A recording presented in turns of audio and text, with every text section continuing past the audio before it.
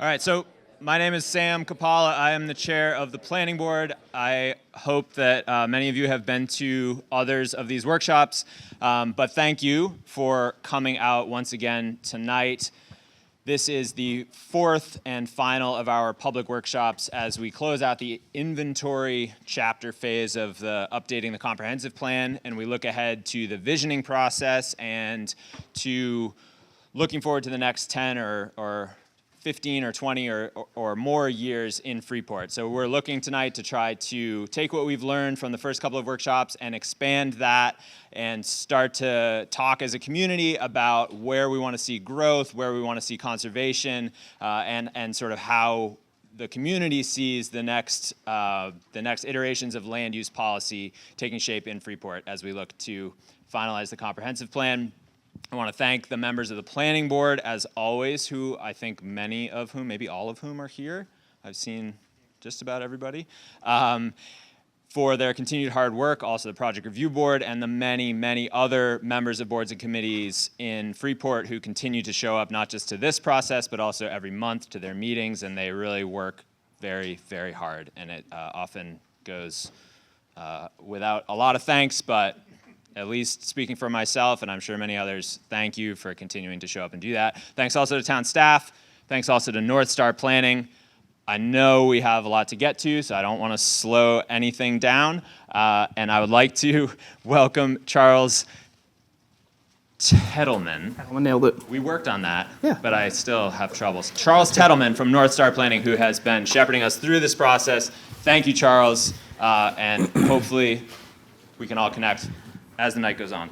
Awesome. Thanks, Sam. Can everybody hear me okay? I don't know it's microphone, but just looking in the back.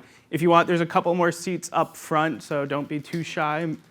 Mitch and David are great people. They know a lot about this. If you have questions, they can help you. If not, there are chairs throughout the room you can grab as well. So I want to introduce myself and my colleague Ben Smith and my colleague Addie Reisman-Smith in the back over as well. So over there. And in the room with us tonight, we also have a couple staff members, Caroline, Brett, Cecilia, and Kyle. They're all here from the planning department and town manager's office. So at any point tonight, if you have any questions, please let us know. Just to give you kind of an overview of what we're going to be talking about tonight, Ben and I are going to be going over a presentation to talk about the comprehensive planning process. So for many of you, it might be an update to what we've already done. But then we're going to really focus in on that visioning and future land use that Sam mentioned. So we're going to talk about what the vision statement, what the future land use map and future land use narrative mean to the comprehensive plan. And after the presentation, we're going to do a short Q&A. For those participating online, you'll be able to ask your questions in the chat room and the staff members watching, and we'll get to your questions as part of the whole collective Q&A. So please hold your questions to the end. And then finally, after the presentation, we have set up a bunch of activities in the back of the room, stations, and an open house style for you to go look at the maps. But the whole purpose of the presentation is to get you ready and warmed up for the open house. So when we talk about a comprehensive plan, it's looking at a broad, high-level vision for the town. So many of you have seen the comprehensive plan. If you're a planning board member, city council member, you're relatively familiar with the plan as well. It's a long-term vision, guidance document for the town. So for zoning changes, ordinance updates, infrastructure investments, capital improvements, all of those. The comprehensive plan identifies a lot of the community principles, core values, and what the town considers itself, what you want to be and how you're going to get there. And that's really established in the vision, the policies, the strategies that kind of get you from point A to point B. These are about 10 to 12-year documents that get updated, state required, the state reviews them, but really it's a time for the town to look at where they're at and where they want to go. So where does Freeport want to be in 2040? The last comprehensive plan here was updated in 2011. When we look at the process of updating the comprehensive plan, so we've worked with the town staff and the planning board for just about a year now. We kicked off last December and started task 1 on the screen left side of the screen for inventory and analysis. So we went through a lot of different state data, a lot of different public data, looking at different topics from housing, economy, natural resources, marine resources, transportation. and everything. And we condensed those into 11 chapters, inventory chapters, resource inventories that have been posted on the website, reviewed by town staff, reviewed by the planning board. And those first drafts are available on the website for the comprehensive plan, futurefreeport.com. And we worked on a lot of those from December through March. And right now we're in task 2, and it's the final month of it. And that's public participation. So that's reaching out to the public through 4 workshops. We had one on visioning and the visioning survey, housing, environmental, and then now we're talking about future land use. Going forward, we're going to be talking about goals, policies, and strategies. So how are we going to take this vision that we talk about tonight? How are we going to take the future land use and the plan for the town and put those into action? And we're going to be working with the planning board, town staff, and using all of this public participation data, a lot of the conversations we've had, to really guide and frame those conversations. And ultimately, we're looking to get this plan sent to the state, reviewed, and then adopted by the town in spring and summer of 2025. Oh, it worked. When we talk about public participation, I'll just go over this because it's important to understand how we've gotten to where we are, how we're planning to go forward, and really what we've learned. And I mentioned through public workshops, town committees, we're at the planning board almost every month, working with community stakeholders and Freeport citizens through surveys and these workshops. And really what we've learned is a lot, and it doesn't boil down to just these 5 elements. So the first one, talking about 3 to 12% of population growth by 2040, using conservative estimates and population growth based on the historic growth pattern. And that's at most 12%, as low as 3-4%. We've also know that Freeport has a downtown vision plan that calls for 1,200 new dwelling units in downtown Freeport. We've talked with business stakeholders, the planning board, and members of the community, and we've understood that there's a need to diversify the economy. Right now, Freeport heavily relies on retail, but has a growing marine economy, some agriculture, and a lot of this is all dependent on tourism as well. But we've found through our research and the data that with the decline in retail, there's a need for further diversification of the economy. Even looking at the climate action plan, Freeport clearly was already a leader in conservation, preservation, and resiliency. So with that plan and the comprehensive plan, people have already shared that we want to continue preserving our open spaces, our important species, endangered species, threatened species, and plants, and especially the coast. The coast is an important resource to the town as citizens, as use of open space, a place to gather.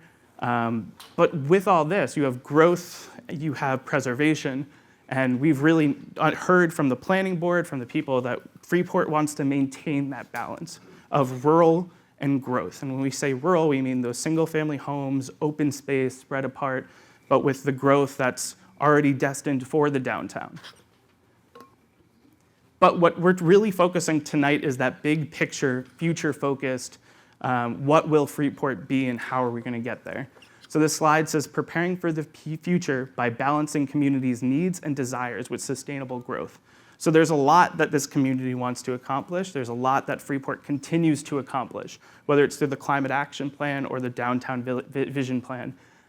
Freeport is active. They have an active government, active public participation, and there's a lot of projects that need to get done. The 3 big elements of this stage of the comprehensive plan are the vision statement, the future land use map, and the future land use narrative. And we're going to go through all of these tonight, starting with the vision statement.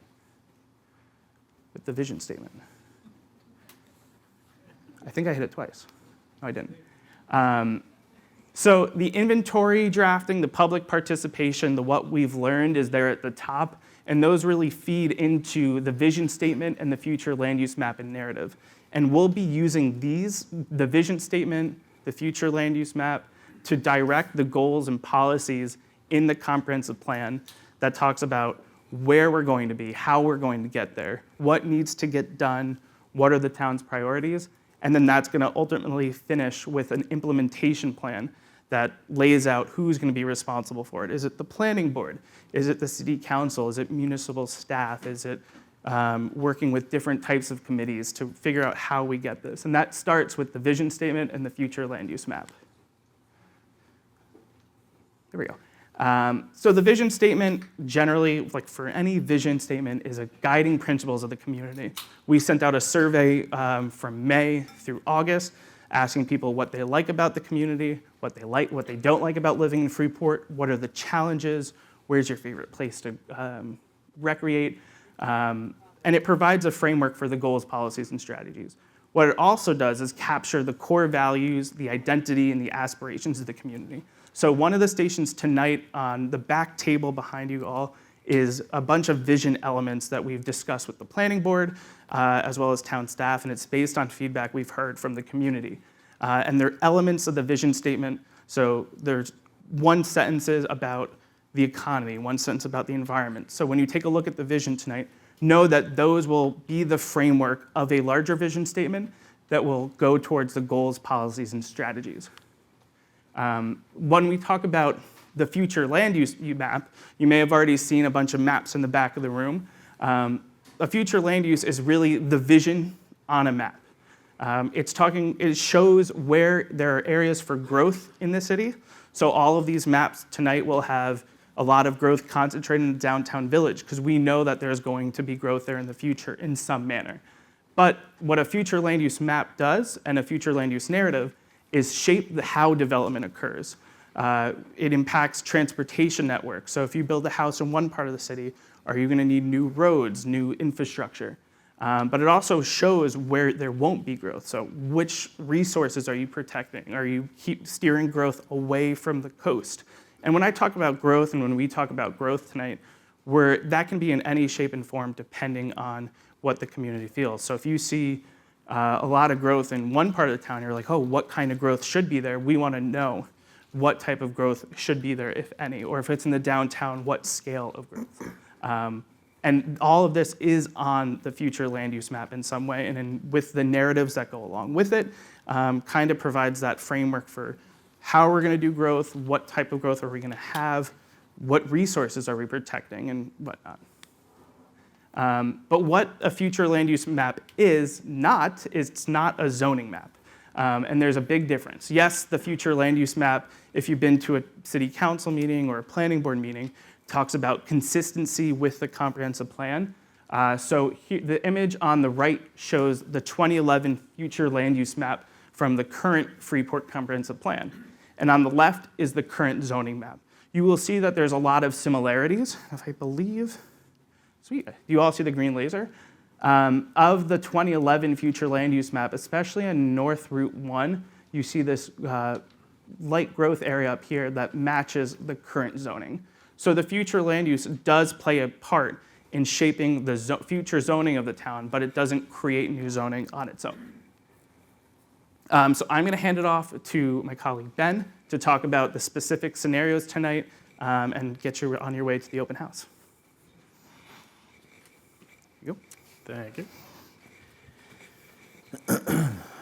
Thank you, Ben Smith. And I think at its core, and you can see this from that future land use map, the comprehensive plan is land use guidance for the community.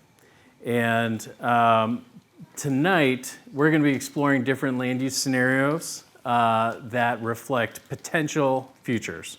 So they're meant to be realistic, plausible future outcomes, but like any projection, they're all wrong. Freeport's not going to develop like any one of these exactly.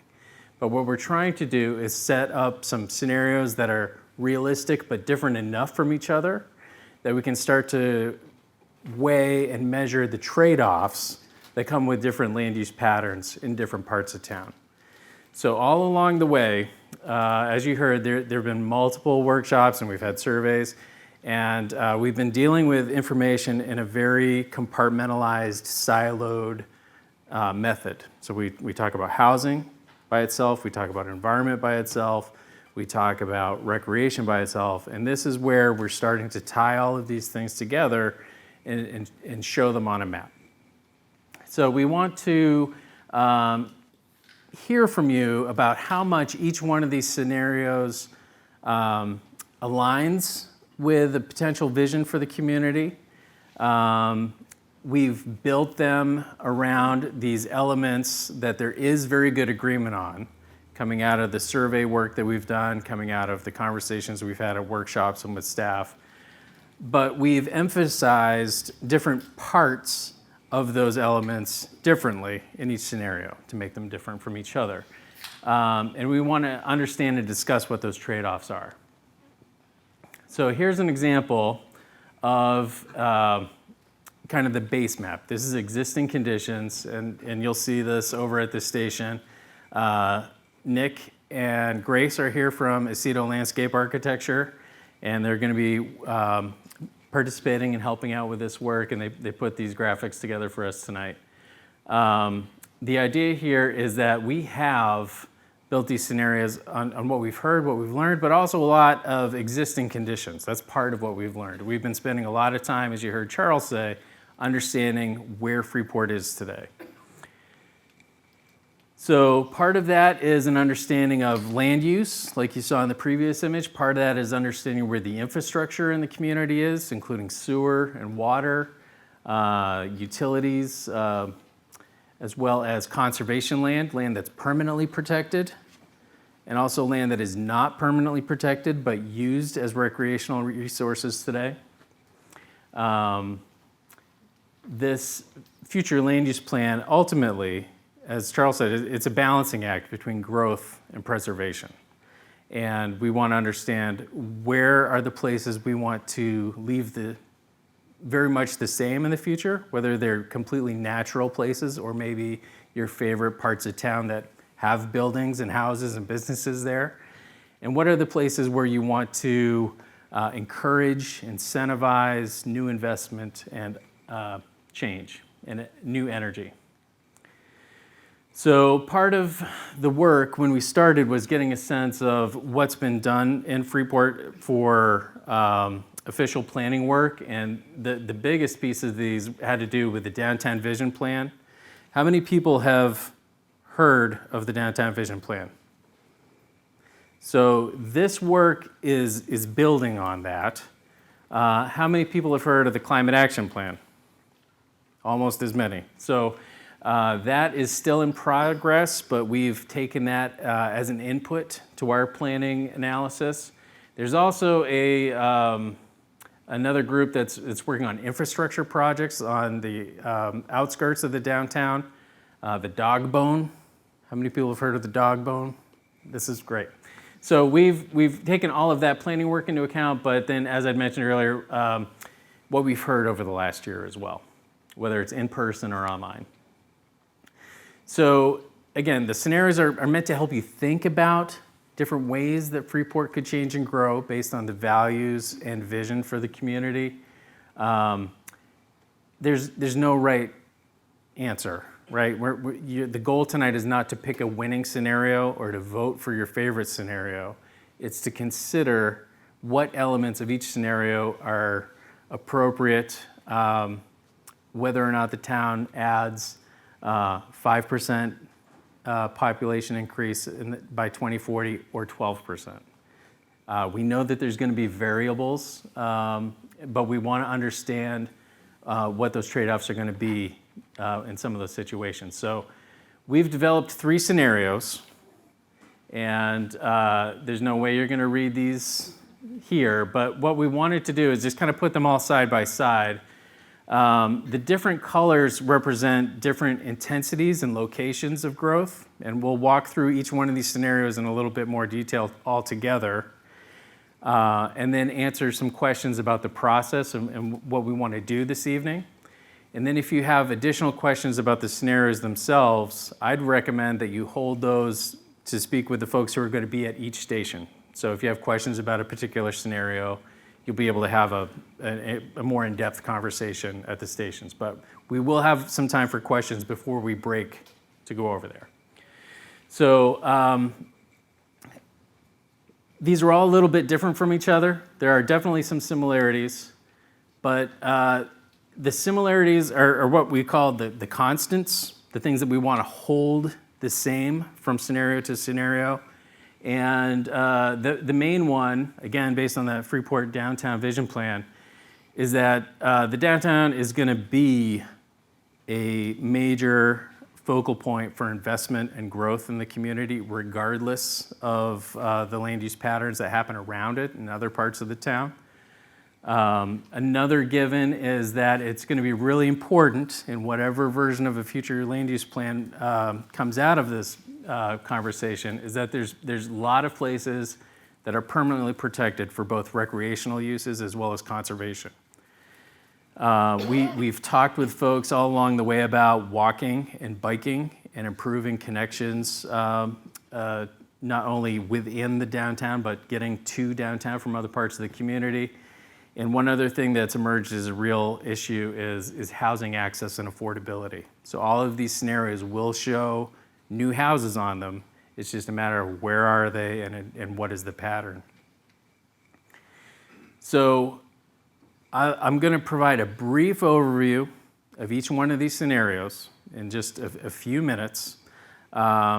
When you go to the stations, there's going to be someone from North Star Planning at each one who can answer some more questions. And there's a much longer narrative that you can read. And you will have a handout as you go over there with some narrative and these maps that you can hold in your hands. So the first scenario is really a focus on Route 1. And in this scenario, most new growth in Freeport between now and 2040 is going to be focused along the Route 1 corridor from the Cousins River, the town line with Yarmouth, up through the village, including the downtown village area, and beyond to Upper Mass Landing Road. It would include well-designed commercial uses. It would include a range of multifamily residential. And when we say multifamily residential, we're talking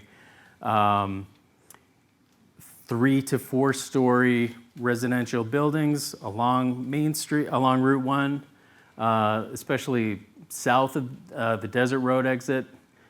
Some street infrastructure, new streets coming off of Route 1 with maybe 2 and 3 story townhomes, condos behind those, kind of like what you see in Yarmouth next door. The village, the downtown would remain the hub for activity and new residential growth. These lighter yellow patterns represent single-family homes, less intensive residential uses along the major roads, major local streets coming off of Route 1.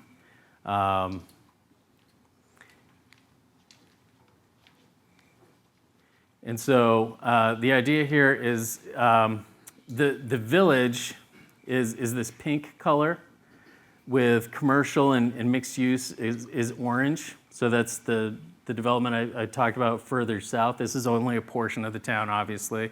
The full map is out back and it will be in your packets. The single family homes are in this yellow wash, kind of coming down the major local streets. There is, in this scenario, because most of the development is focused in downtown and Route 1, very large areas of town that are prioritized for protection and focusing development away from larger rural blocks of land. So when you get away from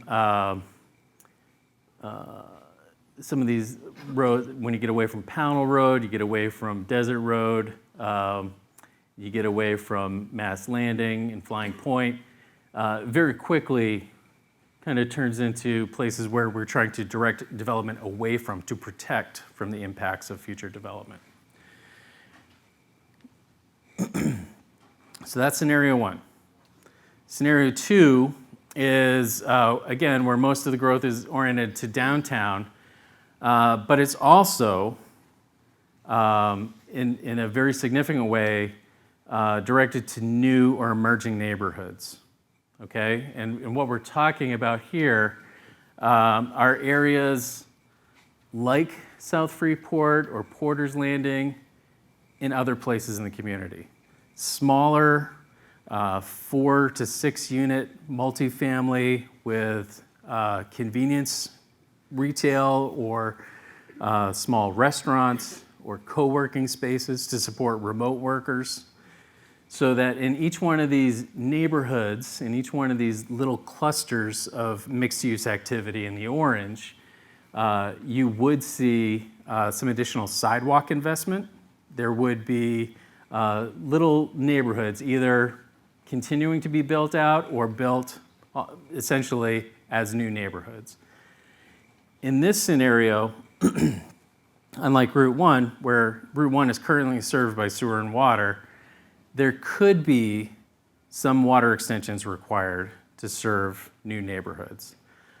There could be also a need for some kind of community scale septic or advanced treatment systems.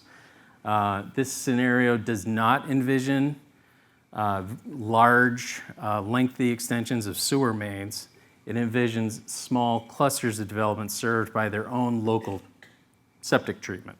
So whether that's an engineered system or one of those packaged advanced treatment systems, there are ways to do that without running pipes for miles and miles. So again, what you'll see is a number of these potential new neighborhoods. Not only, I think the way we described it in the narrative is we heard a lot of folks admire and advocate for the protection of places like South Freeport and Porter's Landing. And we want to do that in this scenario, but we also wanted to say, hey, if people love those kinds of places, what would it be like if we had a few more of those around town? They wouldn't all necessarily be on the water, but they would be able to provide some access for people to meet some daily needs without going into the village. So you might be able to grab a loaf of bread or grab some basic hardware kind of supplies in one of these small neighborhoods. In this scenario, you'll see that there is some yellow. Again, we're not prohibiting single-family development. I think it's envisioned around these mixed-use activity areas. And the open space connections here are going to be a little more local, as opposed to options for some crosstown connections in that where you have much more undeveloped land in town. This is going to be the kind of place where each neighborhood might have its own community park, its own playground, and I did mention some sidewalks and those kinds of investments. It's envisioned that the sidewalks would be on these main roads like Pleasant Hill Road, Flying Point Road, or out on Durham Road. And there could be new side streets where off-street parking would be available, but we're not envisioning off-street parking on those larger roads.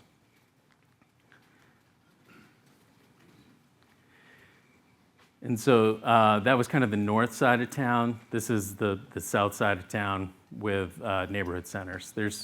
We're showing well-established neighborhoods and new neighborhoods. Another one over here. And up at continuing to build out around Mass Landing.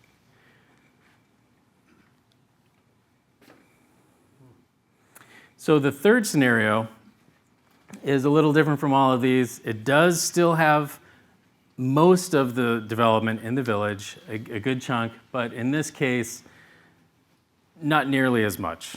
It will still be the commercial center of town. There still will be newer multifamily development. But the idea in this scenario is that we're really trying to maximize quiet country living, rural subdivisions, and having people be able to have a development pattern that's very familiar to people today. The neighborhood idea is probably familiar to the folks who live in South Freeport and Porter's Landing, but would be very new to people on the east side of town or on the other side of 295.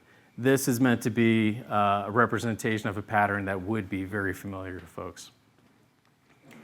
So the idea here is that the village again, but also kind of extending down through this south of the village down to Desert Road-ish is the Dog Bone area. And there would be some new development down here, kind of a village extension. But most of the orange, the mixed use, is in this vicinity around the village. And a lot of the other new development in town is that yellow single-family 2 to 3 lot pattern. So what we want you to do is to engage with these scenarios in more detail. We do have handouts, and I'm looking to Addie in the back who's holding up the handouts. You all walked in with an agenda and a few supporting maps. We have additional handouts, and maybe Addie, maybe it makes sense to kind of leave them on the table as people enter the scenario area. Those are going to be 3 copies. You're going to have a scenario map for each scenario 1, 2, 3, and a page-long narrative that goes into a lot more detail around each scenario than I kind of gave an overview, but that provides a much more detailed picture.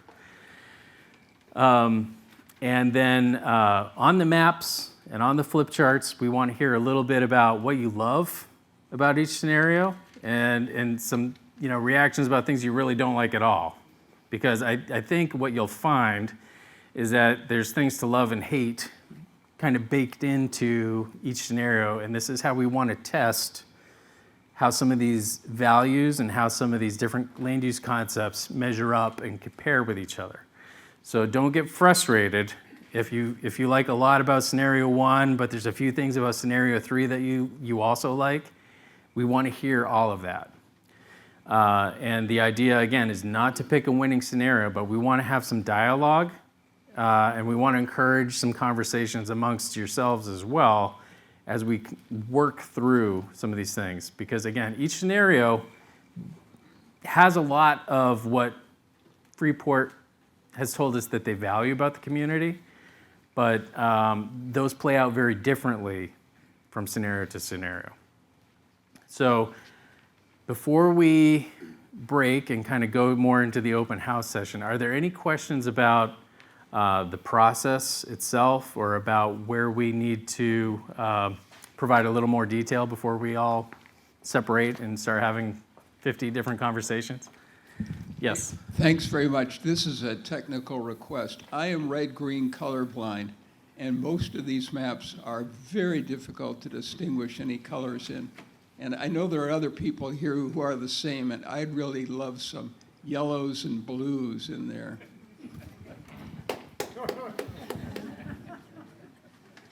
So, yeah, we should talk. Any other questions?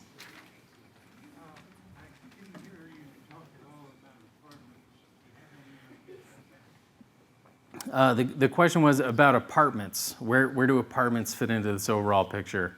In scenario 1, there definitely is what I had referred to as multifamily. Those would be apartment-type buildings like the new project over by the Desert Road exit by the interstate.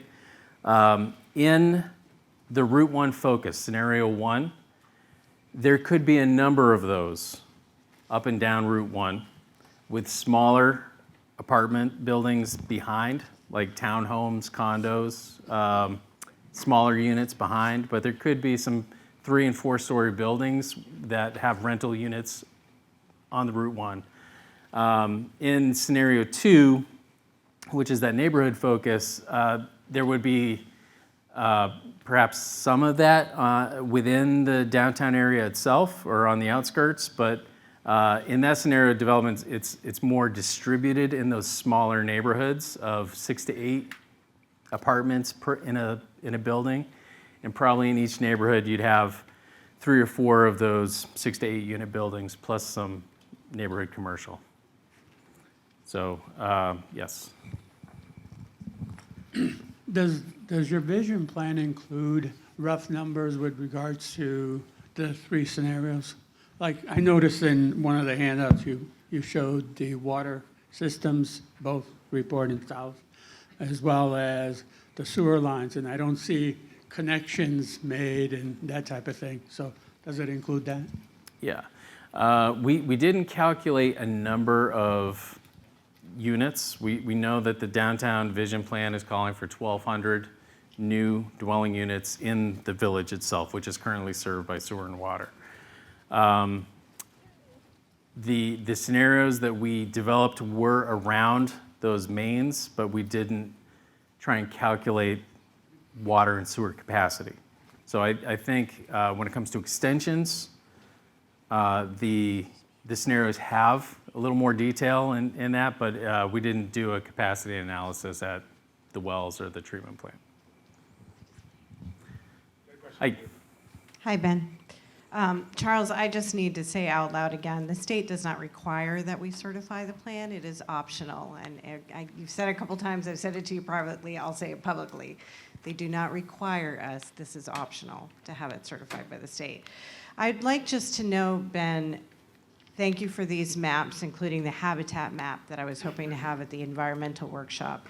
How should we read these scenarios given these maps and the fact that the ones you're asking us to look at, for example, do not, unless I missed it, designate undeveloped habitat? So I might not like that if I see large swaths of what is current habitat map. Does Right. that make sense? Yep. So are you asking us to sort of integrate this with this, but they're not integrated on the maps? They are not integrated on the maps. We wanted people to have, right behind your agenda, I think, are the maps you're referring to, for people to use as a reference. So when you're looking at the scenario maps, you have a reference of where the infrastructure, both utility infrastructure, but also conservation land, open space infrastructure is. There will be open space and green space in the built-up areas of town, and there will be development even in the outskirts of town, the rural areas. But generally, what these maps are going to show is where most of the larger, more intense development would be located at a townwide scale, and places to protect from the impacts of development at a townwide scale. So there certainly will be quiet places and nice parks in the village, in the dog bone area, and in potentially, like scenario 2, the new neighborhoods. There would be parks and playgrounds built into those, even though they're shown as mixed-use commercial multifamily. And I'm certain, there would still be people building homes in rural areas designated as rural, just like there is today.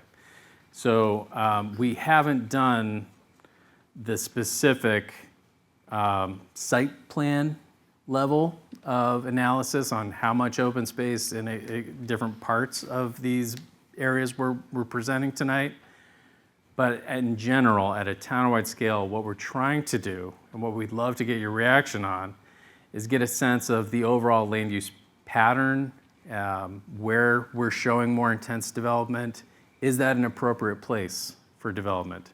Where we're showing less development, are those really the places that we should be conserving? So as you go to the different stations, I would encourage you to use those references. And we have mapped, and I think it was on a slide, but it's definitely in your packets, where the state designated inland wading bird habitat is, where the deer yards are, those kinds of things should all be taken into consideration when we talk about future land use and where should development happen and where should development be directed away from. So the microphone is making its way around. I just wanted to know what the dog bone was. So I think there's a couple people here from the town who could probably answer.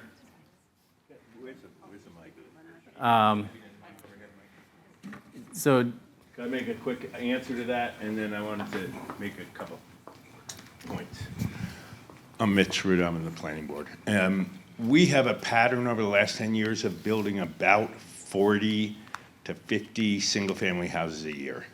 So if you look back over the last 10 years, that's good perspective to have in your head. If we did that for the next 10 years, we'll build 50 more all around town on 2-acre lots primarily. Throughout this process and in the downtown vision process, there was a lot of conversation about the need for smaller types of houses, more rental or condo houses in the town. And particularly it was focused on downtown on the assumption that the downtown has too much retail and the retail will become more enlivened the more you put more people nearby. So that's part of why the town has thought if we're going to build bigger buildings, let's put them there. The dog bone is the area from downtown to Desert Road. So we call it a dog bone because there's a circle around Maine Beer Company where there's a Breeze stop, and there's a circle around downtown, and then there's the thin part in the middle that runs along that area. And that has, so we have a work group that's looking at tax increment financing to develop infrastructure in that area and put more housing in that area. And if we put the housing in that area and you have your 50 houses, you sort of could make up the need. What did you say, 1,200. 1,200 units over the next 10 years. I mean, if you put 5 or 6 or not all 1,200 downtown and you build some in the suburbs still, you'll sort of get there, but we might want to disperse it a little bit more and not have such intensive traffic downtown and have more services in the neighborhoods. So does that answer the question and put some background?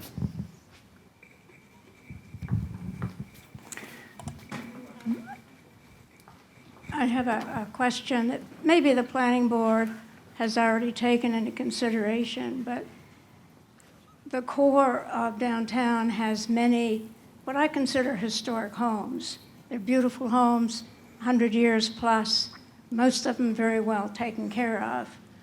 I think that's partly what attracts people to come and shop, is when they see that classic style, New England style. When you talk about putting 1,200 new units in the next 15 years in the downtown core, have you given any consideration to what kind of pressure that's going to put on those homes? Because people age out, they die. And I've watched several homes in the last 2 or 3 years taken over by absentee landlords and turned into apartment buildings. And I've watched one in the last 20 years simply deteriorate from a beautiful home to a home that obviously is not being taken care of, at least from the outside, and then it's an apartment home. Now, I realize not all absentee landlords are like that, and maybe, that's too specific a problem for my area, but the historic homes are a big part of what makes Freeport stand out. And I do think that you need to think about, maybe not through this process, maybe through a different process, but you do need to think about what happens to those homes when that kind of pressure is being put on them to either be torn down and have a 5-story apartment building built up. I mean, we went through that on West Street, the corner of West Street and Main Street just recently. So it's definitely something to be aware of. Yeah, thank you. Thank you.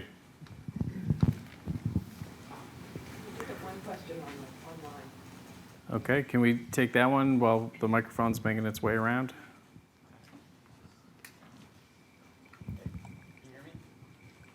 Is it good? Hello? Hello? Okay. So it's a pretty specific question, but what is the likelihood of Freeport welcoming recovery homes for individuals seeking a safe living situation during their early recovery stages from substance use disorders? So I don't want, if you want to go into some detail about specific uses in this conversation and just how that plays into. Yeah, I mean, Land use map. that's a good question. One of the things that we want to do, ultimately, like Charles was describing, is through the future land use mapping process, is come up with an overall sense of where in town growth is appropriate and to what degree, and where are the places in town that are really should be protected from development. So when it comes to specific uses, that kind of narrative is the next step, where you talk more specifically about how does the future land use map inform zoning. So the future land use map is guidance for volunteers and policymakers and town staff to lean on when making zoning decisions. Where should zoning change to allow more homes or to allow different kinds of uses, and where should zoning change to reduce the impacts of development? So zoning is the rules. Zoning are the regulations in town that shape development. The future land use plan is built on community consensus and values to guide that process. Yeah. Thanks. So how do we weigh the fiscal impacts to the municipal budget when evaluating each scenario and the variety of different development patterns? Good question. What we have done, in addition to providing some of those maps that would help folks interpret where we've shown growth relative to sewer, water, electrical utilities, we've also put a narrative together. And part of that narrative, it's on each map, and it's next to each map, and a very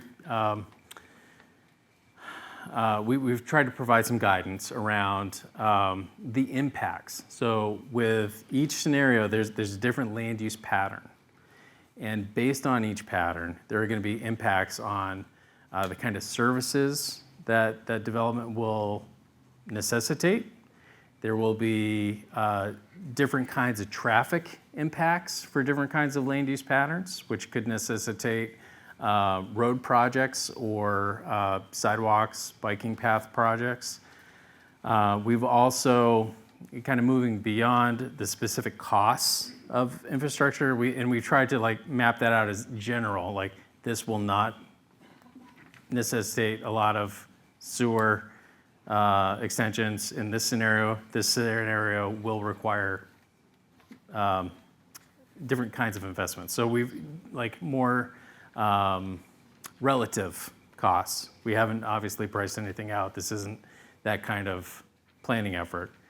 But we definitely want people to be aware that different kinds of land use decisions have those kinds of impacts to dollars, to investments that will impact the capital improvement planning that happens in town.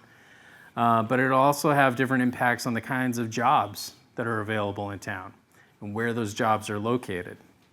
It'll have different kinds of implications for what kinds of open space will be available. Will they be larger habitat blocks with opportunities to connect big blocks of habitat, or are they going to be more local, smaller kind of pockets that are special places for the neighborhood they serve rather than the community at large? So all of these are different elements within each scenario. So hopefully that answers your question. There's relative costs for infrastructure, roads, those kinds of things. It'll be future work that puts actual dollar signs on those based on the consensus. We have a question back here. Hi, I'm Heidi Viertaler, and I am curious to know, and this may or may not be the right place for this, but I just can't help but want to address the issue that to me seems sort of scary. in that I've been living here since 2007, and every year it seems that more and more floodwaters, sea level rises, and I am really afraid of what's going to happen if we don't plan for a larger elevation of that freeway that's right by the Muddy Rudder that's closing. Because I really feel like that could be overrun with some water someday. And I'm really concerned because I saw it really high today. And I'm wondering if anybody is giving any thought to what we need to do to plan in the future if that gets cut off. Yep, good question. And I think that was really, some people have tried to give that some thought, specifically around the climate action plan. I believe that specific location is on the DOT's project list. I'd be happy to talk to you offline, but those kinds of considerations are definitely very relevant as we think about land use patterns going forward, because we know if there's buildings and homes in certain parts of town, there need to be adequate roads, electrical infrastructure, and stormwater infrastructure to provide safe access in a number of conditions, not just on nice sunny days. Yep. So we'll take a couple more, but I do want to let people know we're going to be actively discussing and available for all these things, but these are great questions. Just a quick question. Yes. Have you done any traffic studies on any of this yet, and when does that factor into all this? Yep, as part of the inventory work, we did collect data from the DOT, and that included recent traffic volume counts, not necessarily traffic projections, but in the scenarios, there is some narrative around potential transportation impacts of each scenario. Hi. Are the three scenarios based on the 1,200 new dwelling units by 2040? The three scenarios are presuming that there will be a significant number of those in the village. The 1,200 units number comes from the Downtown Vision Plan. We're projecting in these scenarios that there will be a little more development than that, and not all of that is going to take place in the village. So I don't have an exact number, but each scenario has got different relative amounts of development happening in the village versus other parts of the community. The same number of units, and Yep. you're distributing them differently in the three scenarios. Correct. But so what is your number compared to the 1,200? Is it twice as much, three times, more? less? It could be on the neighborhood of 15 to 2,000 units.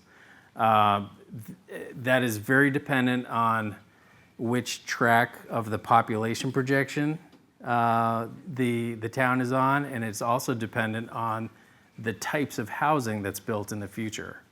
Because some types of housing are occupied by one or two people. Other types of housing are occupied by potentially more than that. So the exact number of units is not determined. What we're looking at with these scenarios is general patterns and locations of that development, knowing that we're talking more than 1,200 dwelling units. Has it been determined by the vision by the people that they want 1,500 to 2,000 units in Freeport? Yeah, so the population projections are based on historic growth and market demand. And I think what the people in Freeport have a chance to weigh in on is where and what do those look like. And we can talk a little bit. We had a little conversation about that at the housing workshop, but Charles, did you want to? Yes. I Sorry, because Mitch just mentioned something between 40 to 50 houses per year, which over the 15 years would be 600 to 750, not 1,500 to 2,000. So I'm Yeah. just wondering where your numbers are.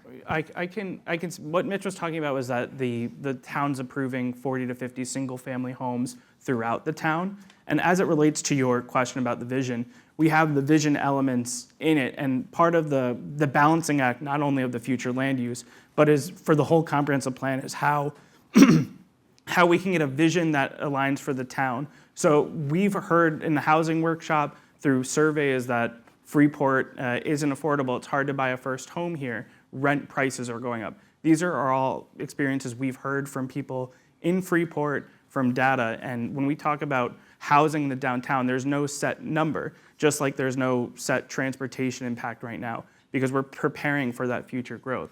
So our projections indicate 3 to 12% of population growth in Freeport, and how the future land use map kind of answers the question of how are we going to accommodate that growth. So where in the town are we going to build the houses? And it's not 1,200 single-family homes, it's a mix of housing types. So single-family homes, duplexes, 3 to 4 units, even up to 20, 30, 40, 50, it goes on. And it's part of this process is to find that answer of what are we comfortable with, what is the right way forward, and how can that be reflected on this future land use map. I don't think that 1,200 was ratified. Yeah. That's important to know, and I don't think it'll necessarily go that fast, because we're dependent on private. Mitch, we can't hear you, you gotta take a mic.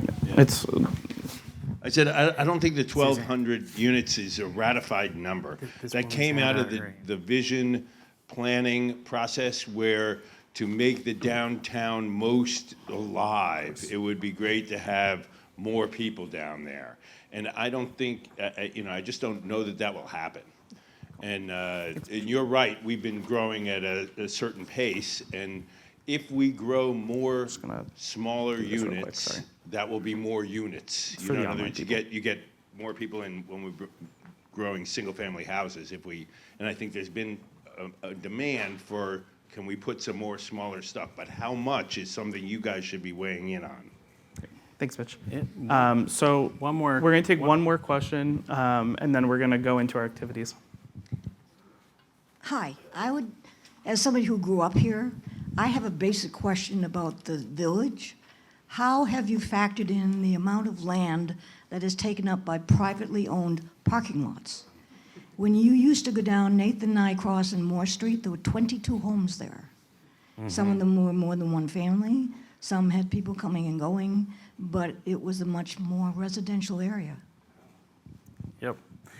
That is something we've heard throughout this process. That is, I think, one of the focal points of the downtown vision plan is trying to get a sense of how to utilize underutilized space in the village and go from there. Yeah, well, I'll be happy to talk to you about how the parking in the downtown vision plan. But I do want to kind of focus people over. So there's a packet for everyone to share, or not to share, there's not one packet. There's multiple packets scattered at all the stations that have these maps, but you'll find at each station maps, narratives, one member from North Star team, and a sticky notepad to write on, post it, give your thoughts. And we also have the vision statement in the back of the room for you guys to write on, look at, see what you like, what you don't like. And if you have any questions, please find one of the 3 North Star staff. ALA is over here as well with 2 activities. One where you can draw your own land use map, and one with trace paper over the existing conditions. So please take a look at all of those. And for those people online, not for the people in the room, we do have an online participation. So if you're in here, you don't need to do this, don't worry about it. But if you're online, we might be posting in the chat a link to the website that has the same open house scenarios here. So if you have any questions, please just come find us. Thank you.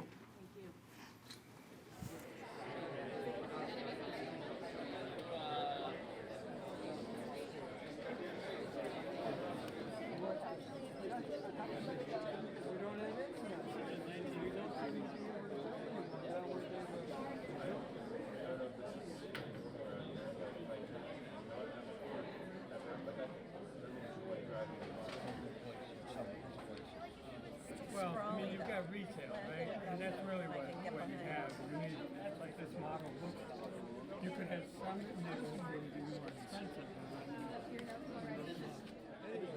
He's fine, and he's thinking, no, that's all right, you've got some good points. Yeah.